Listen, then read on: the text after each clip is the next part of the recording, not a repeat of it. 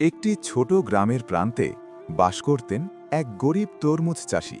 নাম ছিল আব্দুল করিম। সারা বছর মাঠে কঠোর পরিশ্রম করে তিনি তরমুজ ফলাতেন। তার একমাত্র মেয়ে আয়েশা খুবই সুন্দরী, নম্র আর আল্লাভীরু। দারিদ্র্য তাদের জীবনে নিত্যসঙ্গী ছিল। অনেকদিন এমনও যেত যখন পেট ভরে খাবার জুটত না। তবুও আব্দুল করিম কখনো নামাজ কাজা করতেন না। আর আয়েশা সব সময় বাবাকে বলতো, আল্লাহ আমাদের পরীক্ষা নিচ্ছেন, একদিন নিশ্চয়ই ভালো করবেন। একদিন প্রচণ্ড গরমে মাঠে কাজ করছিলেন আব্দুল করিম। হঠাৎ এক ধনী ব্যবসায়ী সেখানে এসে তরমুজ কিনতে চাইল। তরমুজগুলো দেখে সে বলল, সবগুলো আমি কিনব, কিন্তু একটা শর্ত আছে। আব্দুল করিম অবাক হয়ে জিজ্ঞেস করলেন, কি শর্ত?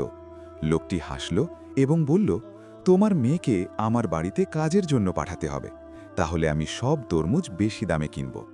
এই কথা শুনে আব্দুল করিমের হৃদয় কেঁপে উঠল। দারিদ্র্যের কষ্ট একদিকে, আর নিজের সম্মান আর মেয়ের নিরাপত্তা আরেকদিকে। বাড়িতে ফিরে তিনি সব কথা আয়েশাকে বললেন। আয়েশা শান্তভাবে শুনে বলল, বাবা, আমরা গরিব হতে পারি, কিন্তু আমাদের ঈমান গরিব না। আপনি চিন্তা করবেন না, আল্লাহ আমাদের রিজিক অন্য পথেই দেবেন। পরের দিন সেই ধনী লোক আবার এলো। আব্দুল করিম দৃঢ় কণ্ঠে বললেন, আমি গরিব, কিন্তু আমার সম্মান বিক্রি করব না। আমার মেয়েকে আমি কাউকে দেব না। লোকটি রেগে চলে গেল। কয়েকদিন পর আশ্চর্য ঘটনা ঘটল। গ্রামের এক সৎ ব্যবসায়ী এসে আব্দুল করিমের তরমুজ দেখে খুব খুশি হল। তিনি কোনো শর্ত ছাড়াই সব তরমুজ ন্যায্য দামে কিনে নিলেন।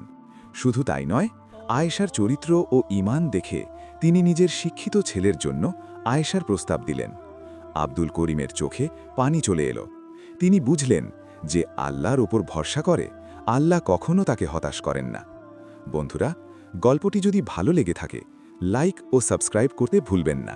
আপনি কোথা থেকে দেখছেন কমেন্টে জানাবেন।